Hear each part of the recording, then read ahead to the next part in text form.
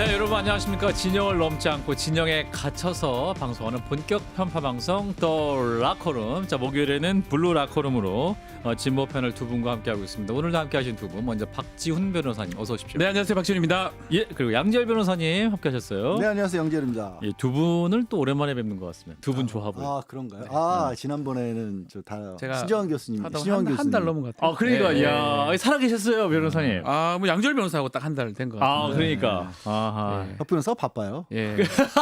연예계도 관여하시고 네. 말이죠. 뭐 스포츠업계도 관여하시고. 하는 일이 워낙 야, 뭐 탄핵 인용 후에 좀 여러 가지 이제 본업에 집중하시는 모습. 네. 그러나 또 우리 라커룸에도 집중해 주시길 바라면서. 네, 알겠습니다. 자, 오늘 검찰 관련해서 속보가 있었습니다. 전 사위 특혜 채용 의혹을 수사하던 검찰이 문재인 전 대통령을 뇌물수수 의혹 혐의로 재판에 넘겼는데 2021년 12월 시민단체 고발을 약 3년 5개월 만입니다. 과연 이거 어떻게 봐야 될 것이냐. 일단 영상을 보고 이어가겠습니다. 문재인 전 대통령에 대한 기소는 윤석열 전 대통령을 지키려 문재인 전 대통령을 제물 삼은 윤석열 정치검찰의 최후의 발악이다. 검찰이 문재인 전 대통령에 대한 벼락 기소를 했습니다. 시점도 내용도 하나부터 열까지 모든 것이 납득하기 어려운 기소입니다. 예, 이제 정리를 좀 해드리면, 그러니까 문재인 전 대통령의 옛 사회죠. 그러니까 지금 이제 과거에는 결혼한 상태였다. 네네. 지금 이제 이혼을 해서 옛 사회를 표현을 한 겁니다. 이 서모 씨라는 분이 타이 이스타jet의 채용에 대해서 급여를 받은 게 뇌물이다라고 이제 검찰이 판단을 한 건데, 그 대가로 이제 타이 이스타jet의 실소유주인 이상직 전 의원이 중소벤처기업진흥공단 이사장에 임명했다는 게 검찰의 결론인데, 그러니까 이제 왜 뇌물이냐? 그러니까 문 전 대통령의 이 딸 부부가 당시에는 이제 생활비를 문 전 대통령에 줬었는데 이분이 이제 취업을 해가지고 뭔가 급여를 받았으니까 그 급여가 결국 문 전 대통령이 돈을 안 줘도 되니까 뇌물이었다. 뭐 이거죠. 이게 그 부분이에요. 네. 참 막 엮으면 이게 뇌물이 될 수가 있는데 네. 우리가 항상 그런 얘기 하잖아요. 딱 봐도 이게 범죄가 되느냐 안 되느냐 네. 되는데 딱 봐도 이상해요. 같이 살아가지고 아니면 생활비 같은 것도 지원해 줬는데 네. 취직했으니까 생활비 이제 지원 안 해도 되네. 뇌물이네. 이런 이상한 사실은 뭐 어거지로 이렇게 막 딱딱 연결해 보면 가능성은 있지만 네. 양 변호사님 예전에 그 말씀했지만 누가 보더라도 범죄가 되는 것들을 기소를 하고 해야 되는데 네. 뭐 좀 같은 얘기니까 문다희 씨 같은 건 범죄가 됩니다. 범죄될 가능성이 높죠. 네. 예컨대 뭐 음주도 있고. 아. 그건 누가 뭐라 할 수가 없는 거예요. 음주운전은 범죄다. 네, 그건 뭐 그건 딱 있잖아요. 네, 그건 있죠. 뭘 할 수 없는 딱 건데 떨어지는데. 그 같은 사건이니까 네. 그렇게 말씀드립니다. 네. 이런 뇌물 사건은 몇 가지 쓰리 쿠션으로 와가지고 뇌물된 거잖아요. 예. 과연 이게 법원에서 이게 유죄될 수 있을까요? 저는 의문스럽거든요. 그러니까 직접 또 채용된 사람들은 또 불기소예요. 기소유예했습니다. 기소유예. 자, 그것도 기소유예. 너무 웃깁니다. 봐줬던 그러니까. 거거든요. 안고 다니라고. 이게 뭡니까? 이러니까 지금 한병도 의원도 그 얘기를 했지만 정치적 기소 아니냐 이렇게 표현할 수밖에 없는 거고 뭐 타이밍도 사실 좀 납득하기 어렵고요. 갑자기 지금 와가지고 문재인 전 대통령을 기소한다? 이게 도대체 무슨 의미일까요? 양 변호사님. 박 변호사 얘기했잖아. 뭐 다른 어떤 일억공적 그런 법리를 따지기 전에 네. 아침에 속보가 떡 뜨는데 뭐라고 이런 느낌이었어요. 뇌물. 이게 고발된 지 잠깐 언급을 했지만 3년 5개월 전에 고발이 그렇죠, 이루어졌습니다. 그리고 전주지검에서 네. 정말 들쑤시다시피 청와대 관계자들까지 수사를 한 걸로 그동안 진행을 해온 걸로 알고 있어요. 예. 그런 사실들을 이제 바탕으로 했으니까 공식장에도 그런 내용들이 일부 알려져 있긴 한데 예. 청와대 민정수석실도 뭐 관여를 했다, 비서실도 관여를 했다. 그러면 3년 5개월 동안 뭘 하고 있었지? 그때 직접적으로 수사를 했던 이제 담당했던 사람으로 알려진 사람은 지금 서울중앙지검장까지 와 있는데. 이창수 지검장. 예. 그렇죠.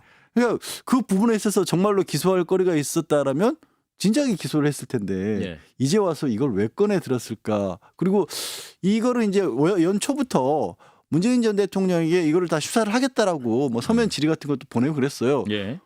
그 답변도 기다리지 않고 덜컥 기소를 해버렸습니다. 그리고 기소유예, 그러니까 줬다는 사람들 기소유예했다는 게 되게 희한한 의미가 되는 게 뭐냐면 예. 이 사람들은 이 뇌물을 주지 않았다는 게 아니라 유죄야.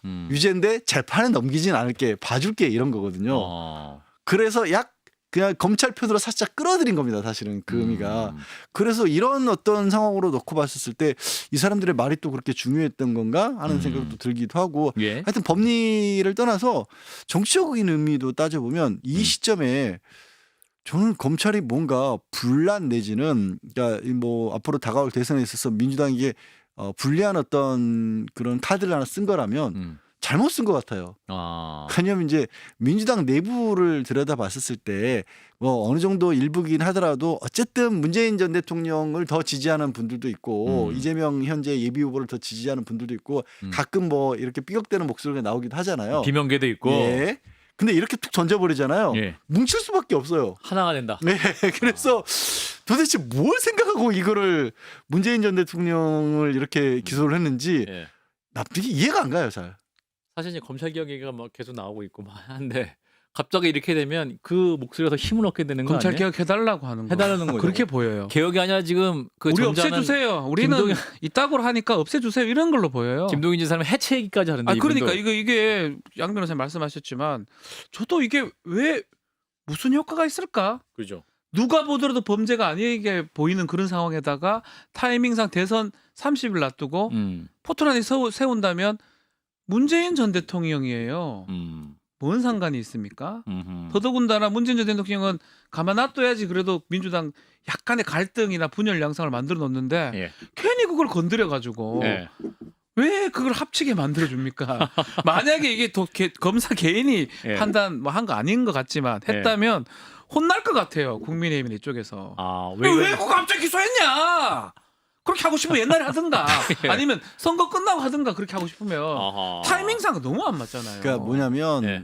또 이렇게 지금 상황이 예. 어쨌든 전 대통령 관련이니까 그럼 윤석열이 정권과 비교를 안 할 수가 없잖아요. 예. 윤석열이라고 하는 내란 우두머리 피의자 누가 풀어줬어요? 심우정 현재 검찰총장이 이제 직위원이라고 하는 직시항고도 안 하고. 직시항고도 안 하고 직위원 판사의 희한한 결정에 네. 다투지 않고 싹 그 한 사람만 풀어줘 버렸잖아요. 예. 그걸 그럼 이걸로 물타기를 할 수 있을까? 아 잠깐만 뇌물?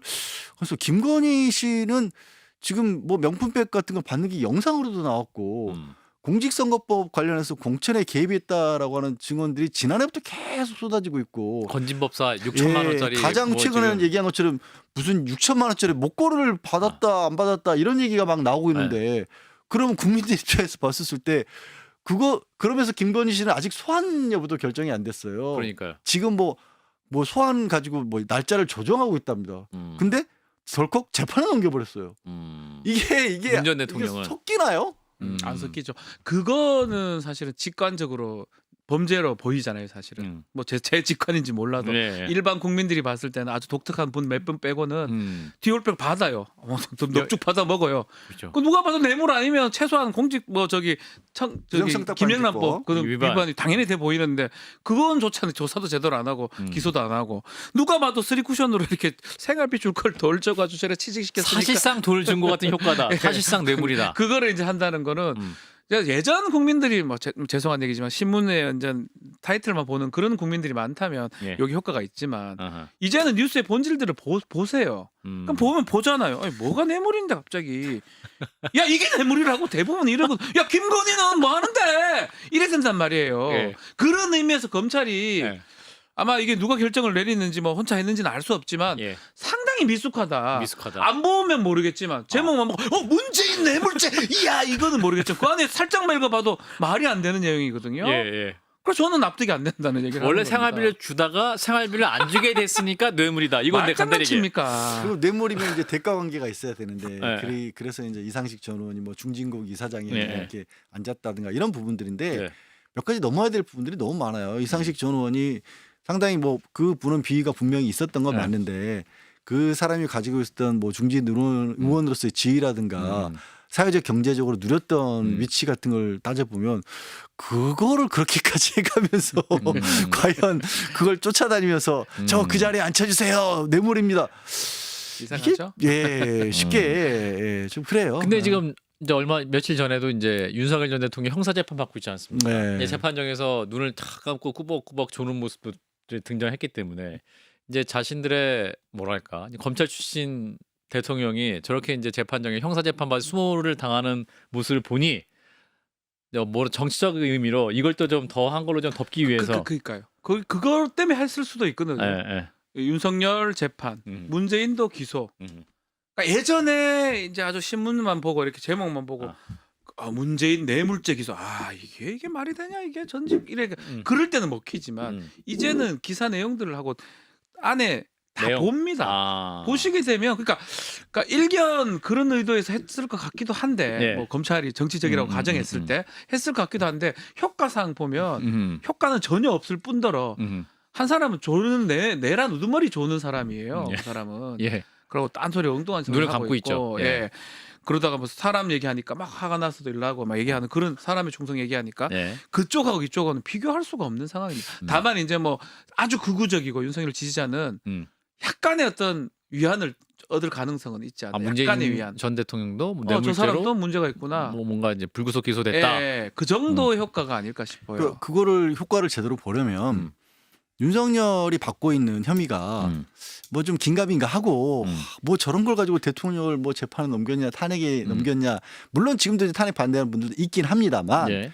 그런 정도 전반적으로 봤었을 때 특히 뭐 예를 들어서 중도층이나 뭐 무당층에 호소할 만한 그런 정도 상황이기도 하고 그리고 또 더해서는 기왕이 이제 정치와 관련된 얘기니까 정치적 상황에 관한 얘기니까 예를 들어 국민의힘이 지지율 자체는 높아요. 그런데 지금 윤석열 한 사람이 걸림돌이 돼 있어요. 예. 야 그러면 맞수를 놔서 가뜩이나 지지율 높은 국민의힘이 도움이 되겠다라고 할 때 그런 어떤 정치적 수를 던져볼 수는 있을 것 같은데 하나도 안 맞잖아요 지금 상황이. 예.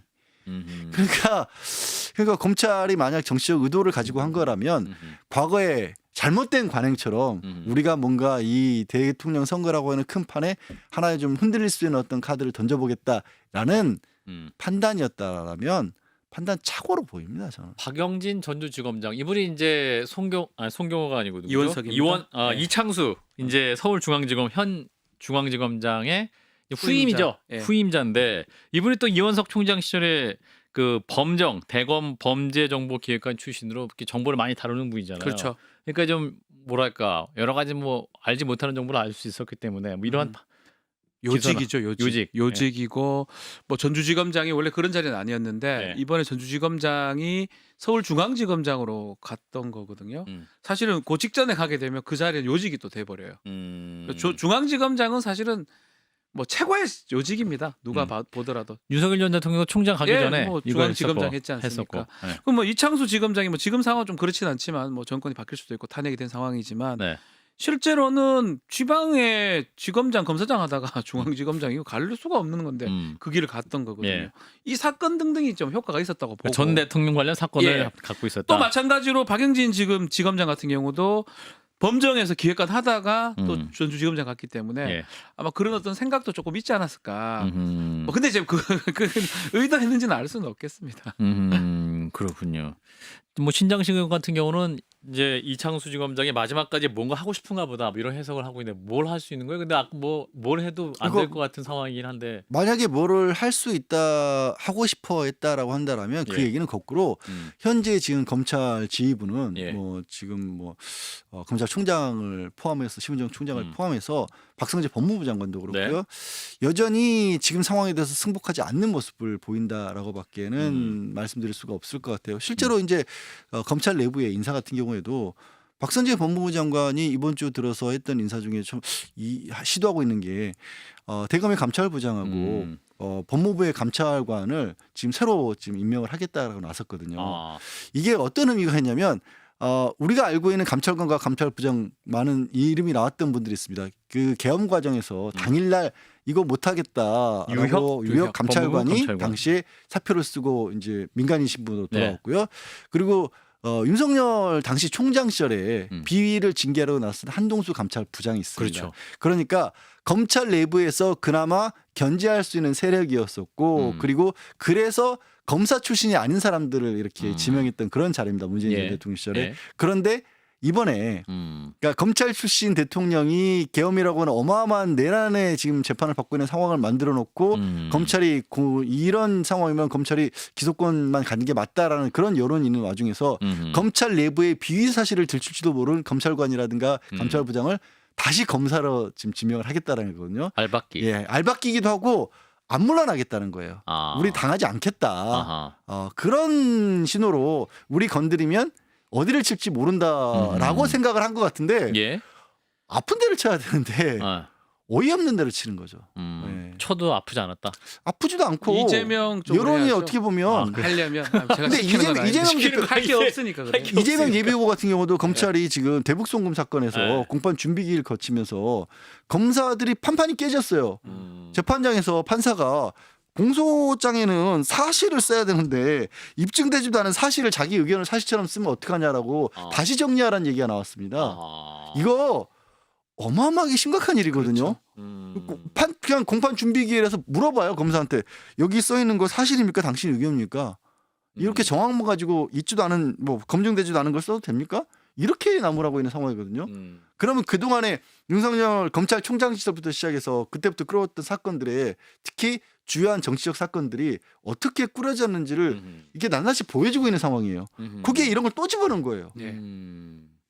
자 그리고 오늘 또 대법원이 중요한 판결을 하나 했는데 고발 사주 의혹으로 재판에 넘겨졌던 손준성 검사장 이번에 무죄를 확정을 했습니다. 기소한 지 3년 만인데 이 사건도 굉장히 또 정치적으로 큰 그렇죠. 사건이기도 했었기 때문에 이른바 고발사주 사건. 예 고발사주 사건이었는데 1심에서는 징역 1년이 나섰습니다. 예, 맞습니다. 이제 예. 비밀 누설 이거 관련해서 2심에 가서 이제 무죄가 됐었는데 오늘 이제 대법원에서 무죄 확정이 됐는데 주요 내용은 증거가 부족하다는 겁니다. 그러니까 심증이라고 하죠. 네. 그러니까 오해하지 아니면 다르게 해석할 할 만한 입증이 안 됐다고 지금 본 것 같아요.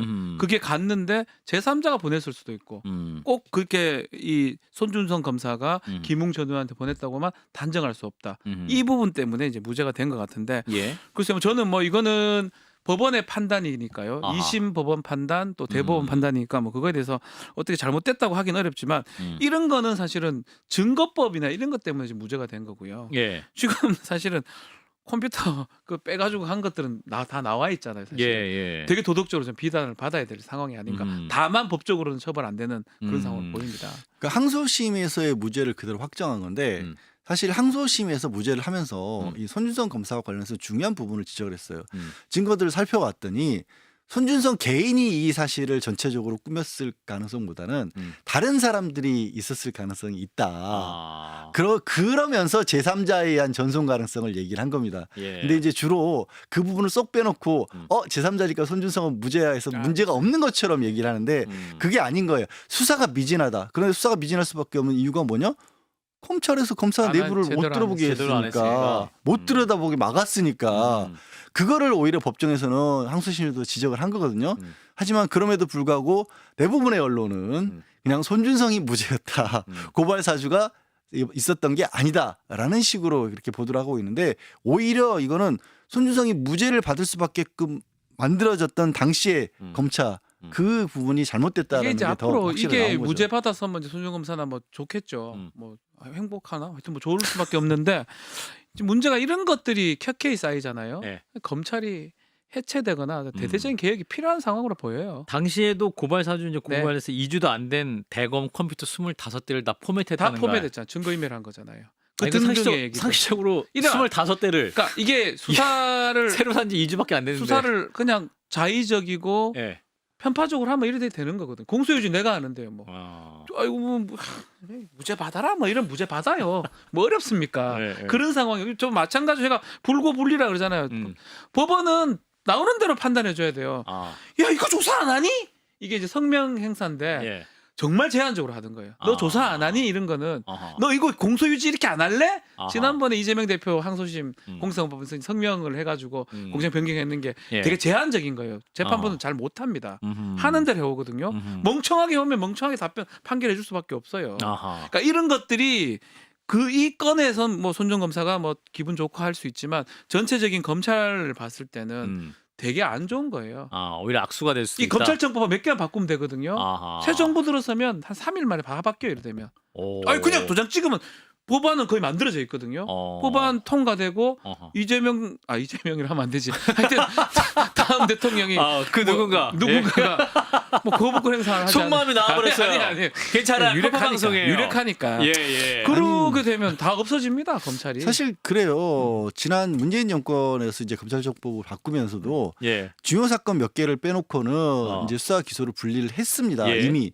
그런데 엉뚱하게도 지금 한동훈 지금 예비후보 당시 법무부 장관 시절에 그 6개의 등이라고 하나가 붙어 있었는데 그 등 안에 웬만한 건 다 집어넣을 수 있다라고 해서 사실상 이 검찰 수사권 분리한 부분을 다시 복귀시켜 무력화 버렸거든요. 시켜버렸죠. 예. 이것도 되게 웃기는 거예요. 국회에서 법을 만들었는데 그냥 검찰청에서 법무부에서 그 국회의 법을 다 무력화시켜버린 황당한 일이 벌어졌고 지금 손준성 검사 무죄에 대해서도 자꾸 이제 개인적으로는 좋을지 모릅니다라는 얘기를 박 변호사 하는 이유가 뭐냐면 우리 너무 많이 봐왔잖아요. 검사와 관련된 부분은 왜 이 사람들은 갑자기 동시에 막 휴대전화를 다 잃어버리고 부부싸움을 했다고 휴대전화를 버려버리고 25대를 갑자기 다 PC를 포맷해버리고 전 국민이 다 얼굴을 알아본 김학이라는 사람도 끝내 어떻게 하다가 10년 가까이 걸려서 결국 무죄가 나오고 돈도 99만 원 맞춰주고. 그렇죠. 네. 울산에 가서 술을 먹어도 99만 원에서 무죄가 돼버리고 한편으로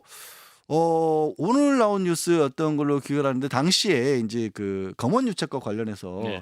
윤석열 당시 총장이 징계를 받는 과정에 윤석열이 잘못한 부분이 많다. 이와 관련해 수사를 방해했다라고 증언을 했던 검사장. 그 검사장이 그동안 한쪽으로 밀려나 있었거든요. 네. 연구위원으로. 한쪽으로 밀려난 것도 그치지 않고 박성재 법무부 장관이 이 탄핵소추에서 풀려나서 자유롭게 되자마자 그 검사장을 징계를 했어요. 왜? 연구위원인데 논문을 제때 안 냈다는 이유로 정직 1개월에 징계를 했습니다. 검사가 정직 징계받았다는 뉴스 보신 적 기억나세요? 뭐 그보다 훨씬 더 보기에는 야 검사가 저래도 돼? 정직은커녕 뭐 구두 경고 받았단 말도 쉽게 안 나오는데 예. 세상에 논문을 늦게 냈다고 이정현 차장이네요. 예, 논문을 늦게 냈다고 그것도 그냥 늦게 낸 것도 아니고 제대로 좀 조사를 해봐야 되니까 시간을 더 달라라고 이 상급자에게 보고를 하고 늦게 낸 건데 예. 그걸로 법무부 장관이 한 달 쉬어. 그러니까 자신들에게 불리한 얘기 내부 고발을 했다라는 이유로 그렇게까지 그게 몇 년 전 사건입니까 사실 물고 넘어지는데. 예. 자, 일단 이제 대선이 이제 한 40일 정도 남았기 때문에 대법원이 뭐랄까 이제 각종 판결에 있어서 보수적으로 판단한 것이 아니냐. 일단 이제 대법원은 이제 법률심이기 때문에 2심 무죄 사건을 뭐 또 다르게 이제 할 수 있는 것은 아니지 않겠냐. 이런 반론도 있을 수 있긴 한데 최근 또 이제 이재명 전 대표에 대한 공직선거법 위반 혐의에 대한 사건 심리에 대법원 전원 합의체를 회부를 하고 뭔가 속도를 내고 있는 이런 움직임에 대해서 뭐 여러 가지 해석이 나오고 있는데 우리 박 변호사님은 이례적이죠. 그 전에 다 뭔가 이재명 대표 뭔가 왔을 때 대법원 예규라든지 규칙도 바뀌고요. 예. 급기야는 이렇게 없던 상황에서 대법원장이 이 사건을 전원 합의체 가져가는 모양새까지. 예. 그리고 매월 한 번 하던 심리를 전원 합의 심리를 지금 이번 주면 두 번 하고요. 2번. 언제 또 계속할 수도 있어요. 이례적인 일들을 하고 있어요. 그렇기 때문에 사실 이거는 뭔가 평범하고 이거보다는 다른 일이기도 하고 이례적인 거 이례적이면 맞다. 정치적인 거예요. 이례적이면 정치. 그렇죠. 이례적은 정치적. 왜 법원은 사법 소극이에요. 하라는 대로 재판하면 돼요. 근데 갑자기 끼어들고 막 뛰어들잖아요. 그럼 이례적인 거고 정치적으로 개입하려는 모습이거든요. 근데 이제 그 정치적 개입이 뭐 진영에 따라서 자기가 좀 유리하게 해석하는 뭐 파기 재판할 수도 있다. 이재명 대표 피서권 상실될 수 있다. 이렇게 했는데 그 가능성은 제로고요, 사실은. 제로인데 어쨌든 간에 뭐 만약 빨리 나온다 그러면 상고기각으로 결정이 날 겁니다. 확정 판결이 무죄로 날 건데 예. 안 된다 하더라도 지금 2심으로 돌아가야 되거든요. 지금 상황상 고등법원에. 예. 어쨌든 간에 대법원이 자기의 존재를 보이려고 하는 거 플러스 정치적으로 개입하는 아마 저는 개인적 생각인데 헌법재판소가 너무 뜨니까 그 말씀 많이 저는 하시더라고요. 그 생각도 좀 들어요. 사실 이제 대법원장과 헌법재판소장의 국가의전서열이 같아요. 예. 의전서열은 같게 이제 만들어놨지만 예. 심정적으로는 대법원이 좀 낫다. 우리가 더 실력 있고 높다라고 이제 그 판사들한테 생각하는데 물어보면 너 헌법재판관 되고 싶니? 대법관 되고 싶니? 다 대법관 되고 싶다고 해요. 그렇죠. 예, 다. 헌법재판소는 조금 정말 죄송한 얘기인데 네. 약간 입으로 생각을 그네들 저희는 다 하늘같이 보이지만 그분들 사이에는 좀 입으로 보이거든요. 근데 이번에 어쨌든 간에 헌법재판소가 정말 국가적으로 큰 일들을 치렀잖아요. 예. 그걸 좀 생각한 게 아니라 제 개인적 해석입니다. 그러니까 정계선 재판관도 원래는 워낙 뛰어난 분이어가지고 대법관으로 그 원래 하실 분이었는데 수석하셨던 분이에요. 예. 헌재에서 보쌈을 해갔다 뭐 이런 네, 그 평가도 얘기도 있었어요. 있는 썼는데 참 그 얘기 들을 때도 되게 씁쓸해요. 왜냐하면 그러니까 이제 법원 내에 최고 법원이라는 자리가 있기 때문에 대법원이라고 하는 것이 우선돼야 한다 하고 실제로 법원에서 재판을 두고도 법원과 헌법재판소가 갈등을 빚은 적도 있어요. 한 네. 10년 가까이 뭐 재판 두고 우리 재판이 맞다 저 재판이 맞다 싸운 적도 있었고 근데요 더 깊이 들여다보잖아요. 네. 대법원을 왜 선호할까? 헌법재판소는 국가적 관심사에 대한 판결을 내렸지만 흔히 하는 말로 권력자들에게 벌을 주고 아니면 기업인들을 처벌하고 큰 돈이 걸린 재판을 하고 이런 거 하는 데 아니잖아요. 그렇죠. 실리가 없어요. 그 정관예우 할 때 그게 좀 약간 별로 뭐랄까. 도움이 안 되는 네, 거예요. 그렇죠. 그래서 이런 네. 얘기가 나올 때마다 되게 참 씁쓸해요, 저는. 왜 대한민국 최고 법원이라는 걸 따지는 이유가 실속 이권을 가지고 따져야 되는가? 물론 대법관님들이 그렇게 하신다고 말씀드린 건 아닌데 아유, 그게 종류가 오히려 많죠. 오히려 그렇게 보이는 게 저는 되게 싫고요. 네.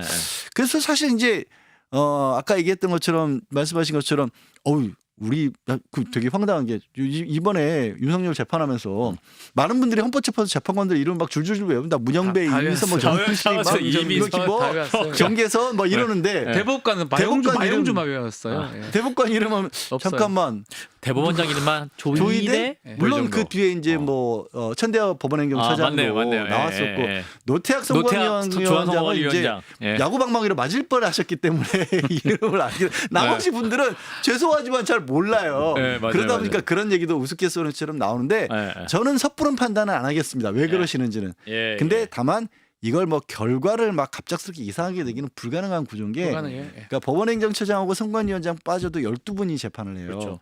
12분 중에서 7명이 이거 빨리 결론 내자고 하지 않나 결론이 안 나요. 과반수가 7명이 되잖아요. 이거 어떻게 갑자기 뭐 예를 들어서 뭐 주진우 의원이 꾸준히 그 얘기 하시는 것 같은데 파기 자판. 야, 파기 자판 처음 들어봤습니다. 거기서 7명이 어떻게 갑자기 파기 자판에서 이재명 유죄 어떻게 그렇게 결정이 나올까? 안 20일 돼요. 놔두고. 안 돼요. 그리고 이제 그걸 봐야 돼요. 지금은 1심이 유죄고 2심이 무죄고 이렇게 뭐 핑퐁처럼 보이는데 예, 예. 그게 아니에요. 1심은 이제 의미가 없고요. 2심 판결문을 기준으로 판단해야 됩니다. 무죄에서 시작되는 거예요. 고등법원의 판단. 무죄에서 유죄를 주려면 사실 어렵기도 하고 안 된다고 보는데 법률심. 최소한 파기환송은 가능성 그래도 조금은 있지만 어. 자판은 불가능한 얘기를 자꾸 하는 거고요. 그 의도는 조이대 대법원장의 의도였긴 하지만 제안은 그렇게 생각하거든요. 뭐 어떤 의도 아까 말했던 그런 의도가 있다고 하지만 지금 우리 양절 변호사님 말씀하신 것처럼 그런 의도가 있다고 하더라도 대법관들이 따라갈 가능성은 없다고 봅니다. 12명의 대법관이. 예, 그래서 그냥 조심스러운 예측인데 시간 지나요. 계속 저러다가 말 겁니다. 한번 알겠습니다. 보십시오. 자, 그럼 두 번째 영상 좀 볼 텐데 이제 건진법사.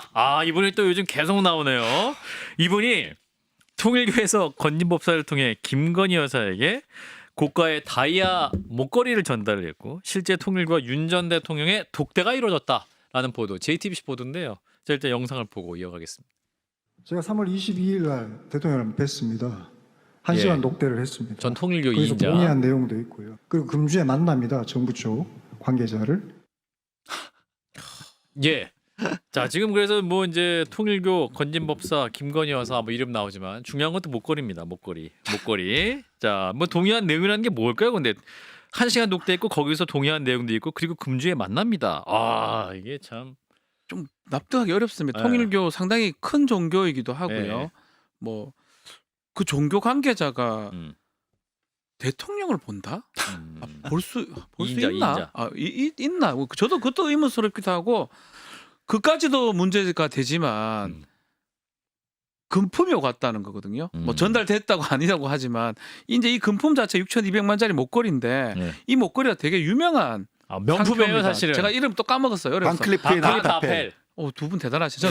반밖에 못 외우는데 저 반 목걸이 저거를 옛날에 김건희 예전에 저기 프랑스인가 어디서 저거 했던 목걸이 아니겠습니까? 나토 정상. 저 나토 레벨이 정상이 높은 됐을 때. 명품이에요, 사실. 예, 저 일반적인 명품이 같은 아니라. 사람은 뭐 스페인. 이름도 못 기억할 정도로 반만 기억할 정도로 반만 기억하는 목걸이인데 반으로 시작해서 그런 것 같아요. 저 목걸이거든요 또. 그러니까 저는 이게 상당히 커질 가능성이 매우 커 보이고 예. 요거 저는 오히려 이것 좀 봐야 될 것 같아요. 이게 도대체 어디서 나왔을까?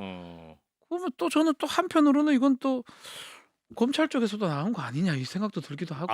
이 얘기가 저는 개인적 생각입니다. JTBC가 어디서 제보를 받았을까? 아니 그렇지 않겠습니까? 아. 이거 뭐 통일교에서 우리 저 만나기는 자랑할 것도 아니고 건진법사가 이거 먹거리 잡버린대요. 이거 보도될 리는 사실 없다고 아니 근데 보면. 이 건진법사 수장은 통일교에서 6,200만 원짜리 명품 목걸이를 받았는데 본인이 잃어버렸다는 거 아니에요?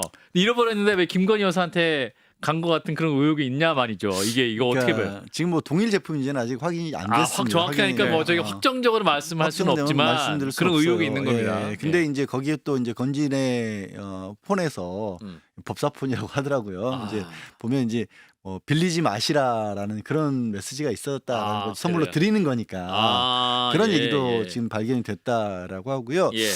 그리고 이제 통일교는 저는 이제 한때 잠깐 종교 담당 기자도 했었거든요.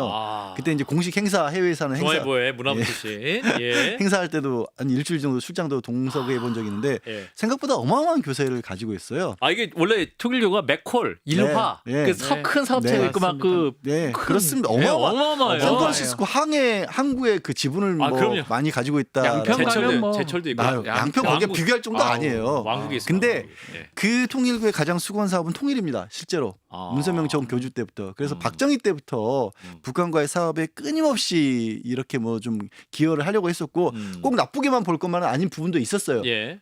그런데 이게 생각해 보시면요.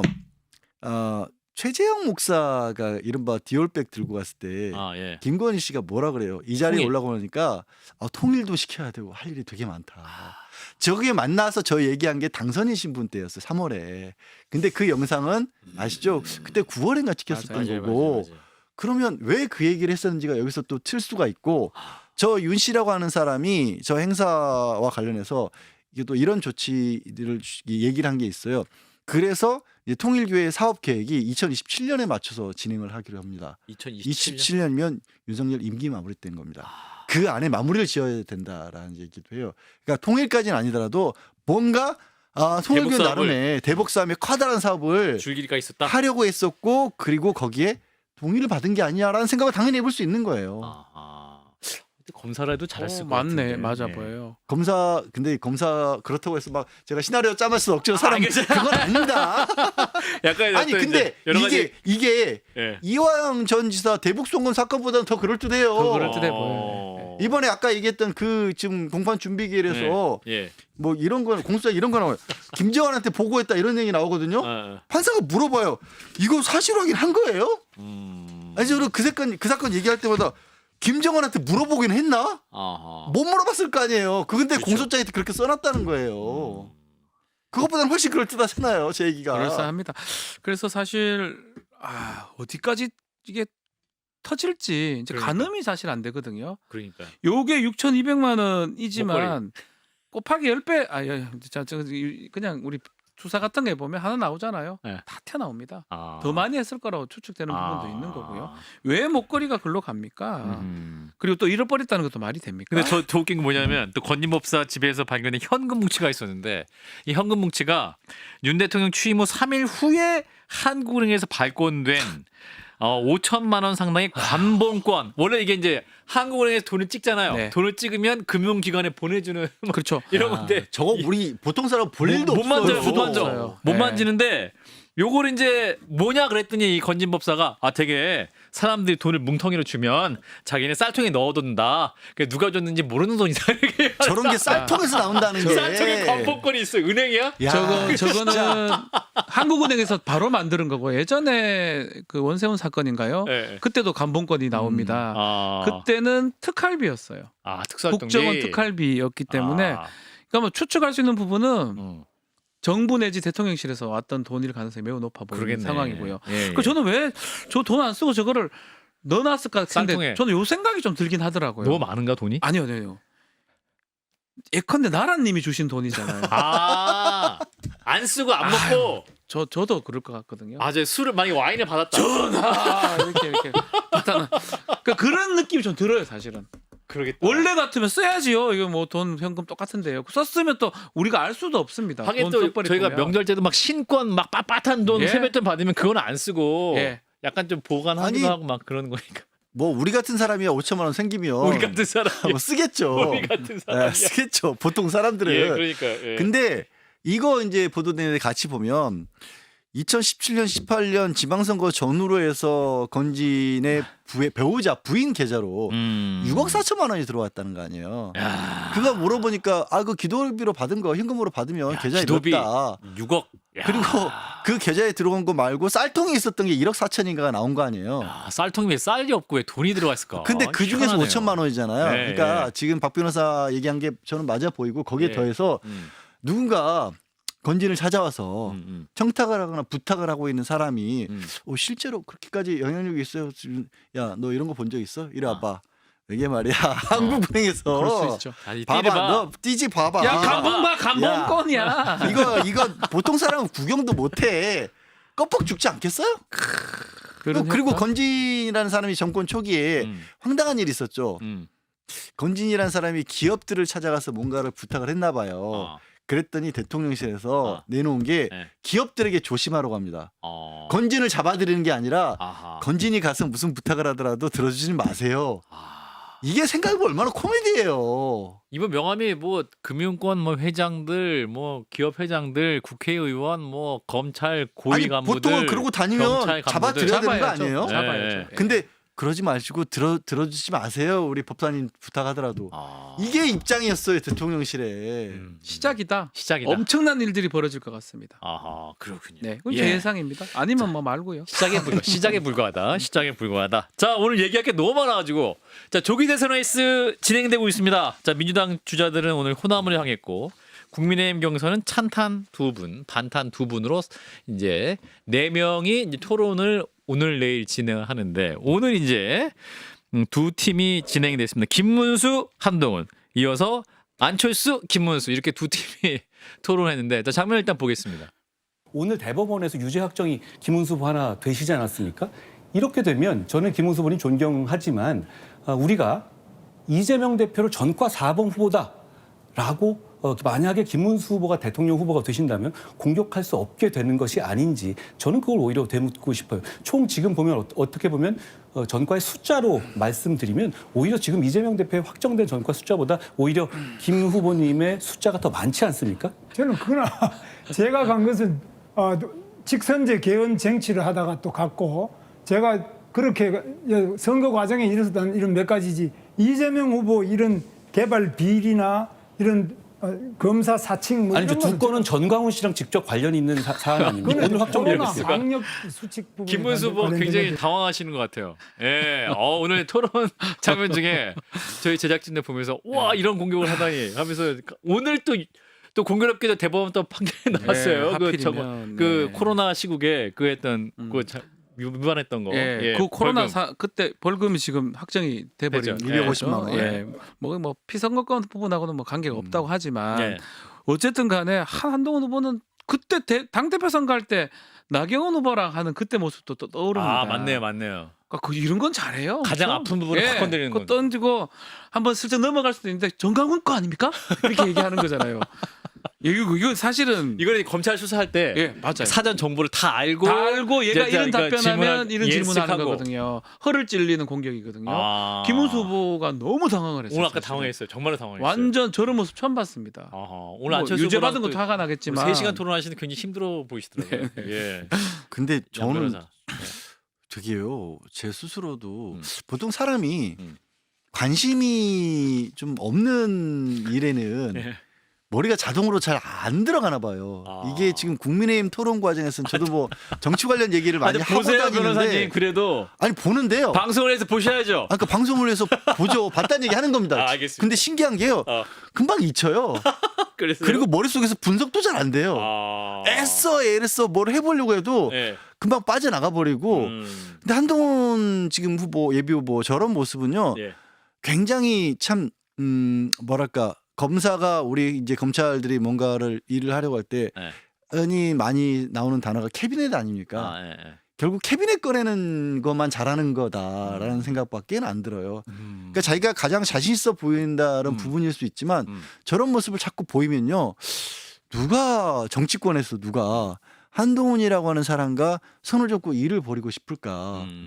뭐 혹시 나는 뭐 검사들이 뭐 들여다본 거 없을까?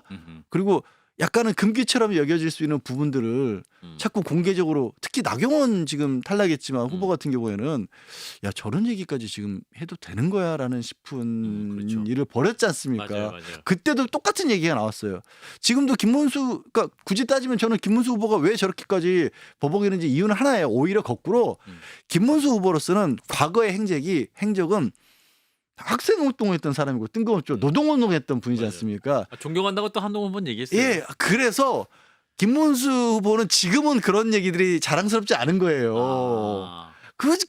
그거를 왜 끄집어내냐 이런 느낌이에요 저는. 그래서 물론 토론이라고 하는 게 어느 뭐 정당이든지 간에 서로 아픈 부분 찌르는 거 하지만 저런 거 가지고 꺼내서 공격하는 게 별로 뭐 이렇게 좋아 보이진 않아요. 자, 한동훈 후보는 오늘은 김문수 후보랑 이제 토론을 했고 내일은 이제 홍준표 후보랑 홍준표 대 한동훈 대 홍준표에서 내일은 3시간이에요. 백미입니다. 백미. 아, 내일 네. 시청률 높을 것 같은데요. 내일은 백미고요. 네.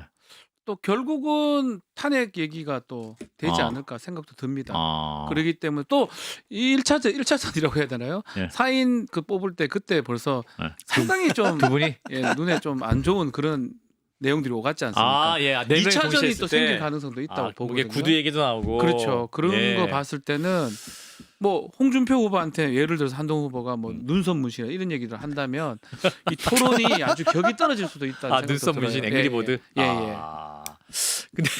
근데 이제 만약에 이제 한동훈 후보가 오늘 이제 김문수 후보, 내일은 이제 홍준표 후보를 이제 토론회에서 공격을 한다면 뭐랄까요? 이제 당원 50%, 여론조사 50%를 해서 어떤 당원을 좀 결집하는데 좀 새로운 흐름을 만들 수 있을 것이냐. 이제 이러한 찬탄 두 분, 반탄 두 분 이 구도가 오히려 그 한동훈 후보에겐 불리하고 그렇죠. 최종 2명이 김문수, 홍준표가 될 수도 있다. 이렇게 전망하시는 분도 있는데. 이제 나경원 후보하고도 연관지어서 얘기를 하시는 네, 분들도 네, 있어요. 맞아요. 네. 그러니까 나경원 당시 이제 떨어졌지만 예비후보가 떨어지게 된 이유도 네. 김문수, 홍준표 쪽에 쏠렸다, 아. 집중됐다. 아. 그래서 그게 결코 한동훈 지금 예비후보에게 좋은 상황은 아니다라고 아. 보기도 합니다. 아. 근데 이 얘기를 하는 게 이제 왜냐하면 한동훈 지금 예비후보는 탄핵 그 찬성이라고 하는 부분들이 가장 큰 숙제예요. 예. 그리고 실제로 나경원 예비후보가 떨어진 이유가 만약에 그 국민의힘 지지자들 사이에서 그리고 적어도 역선택 방지 조항이 있으니까 무당층 내에서는 그렇죠. 탄핵에 찬성하는 어떤 보수적인 성향을 가진 분들이 그래도 존재한다. 그분들의 숫자가 생각보다 많다라는 분석이 많다라면 한동훈 지금 예비후보에 유리한 거였죠, 사실은. 국면이겠지만 그렇게 보기에는 문제가 있어요. 윤석열이 살아있어요. 그러니까 윤석열이 구속돼 있으면 사람 마음이라고 하는 게 유불리를 따져서 안 될 것 같다라고 해서 어차피 저쪽은 버리는 카드가 돼버린다. 마음도 멀어지고. 마음도 멀어지고 매주 나와요. 그렇죠. 그리고 뭔가 검찰도 계속 윤석열 편에 서 있는 것 같아요. 그러면 우리 그런 얘기 하잖아요. 뭐 어쨌든 뭐 지푸라기도 잡기도 하고 터널 비전이 생겨서 희망으로 돌리잖아요. 그걸 못 버리게 되는 겁니다. 그래서 한동훈 지금 예비 후보에게는 뭐 좋지 않은 상황인 것 같고. 누가 2명 올라갈 것 같으세요? 그래서 의외로 김홍 두 분이 올라가시 김문수, 홍준표 확률 높다. 네, 올 수 있지 않을까라는 생각도 잠시 해보고요. 네. 무엇보다 네. 제가 윤석열 다시 얘기를 꺼낸 이유는 네. 끝까지 가만두지 않을 것 같아요. 뭐가 됐든 한동훈 후보를 어떻게 됐든. 그럴 것 같아요. 이게 50-50이거든요. 55 룰이 그죠? 예, 당원 50, 지난번에는 여론조사 100% 50. 여론조사면 그렇죠. 지금 당심 50이 커요. 어. 여기서 한동훈 후보가 극복이 가능할까 이 부분이거든요. 역시 걱정으로 걱정하십니다. 걱정됩니다. 항상 한동훈 후보 저도 걱정해요. 왜냐하면 끝까지 나왔으면 좋겠어요. 적어도 더군다나 그 양대 어떻게 2차전에 나왔으면 좋겠어요. 안철수 후보가 올라와서 또 그걸 가져갈 수도 있다는 생각도 들고. 한동훈 후보의 예, 지분을 그나마. 아하. 등등등 나경원 후보가 올라왔으면 3대1 구도가 돼가지고 조금 더 한동훈 후보가 유리했다고 보면 지금은 그 유리성은 좀 사라진 게 아닌가. 아하. 저도 사실 뭐 가늠은 어려운데 예. 아직 시간이 좀 있잖아요. 또 한덕수라는 또 카드도 좀 남아 오늘 있고. 또 시정 연설을 했는데. 예, 그 카드도 있기 때문에 또 윤석열을 밖에서 돌아다니고 있고 이거가 한동안 다 안 좋아 보여요. 제가 봤을 때는. 이래 봐도 저래 봐도 다 안 좋아 보여요. 아하. 한덕수하고 윤석열 두 사람 아하. 한동훈한테는 악재가 될 것 같아요. 아하. 그러니까 이게 한동훈 후보에게 어느 정도 그래도 아까 말씀드렸던 중도층 무단층에서 그래도 보수적인 성향이지만 탄핵은 해야 된다. 그리고 이제 그 부분을 이제 짚고 넘어간다라는 의견이 이 힘을 받으려면 네. 국민의힘 지지라는 전체 파이가 커져야 돼요. 아하. 근데 안 커지고 있어요. 아 중요한 딱 분석이네요. 갇혀 있는 상황에서 아하. 그냥 두 사람이 올라갔던 거기 때문에 예. 그래서 저는 글쎄 이게 과연 가능할까. 한동훈 지금 예비 후보가 그런 어떤 아직 그 고정층이라고 하는 데는 정말 여전히 윤석열을 바라보이는 분들이 많아 보이거든요. 다음 주 이제 화요일 날 최종 2명이 누가 될 네네. 것이냐. 또 50% 넘는 분이 있으면 그분이 이제 올라가게 될 것 같긴 한데. 그렇진 않을 것 그렇진 같긴 않을 것 한데. 같고. 그렇지는 예, 결선은 할 것 같긴 합니다. 예, 과연 또 최종 2명이 누가 될 것인지 국민의힘 이것도 관전 포인트가 될 것 같습니다. 할 얘기가 많았습니다. 이제 오늘 여기서 일단 마무리하고 또 다음 주에 뵙도록 하겠습니다. 박지훈 변호사님, 양재열 변호사님 두 분이었습니다. 고맙습니다. 네, 고맙습니다. 감사합니다.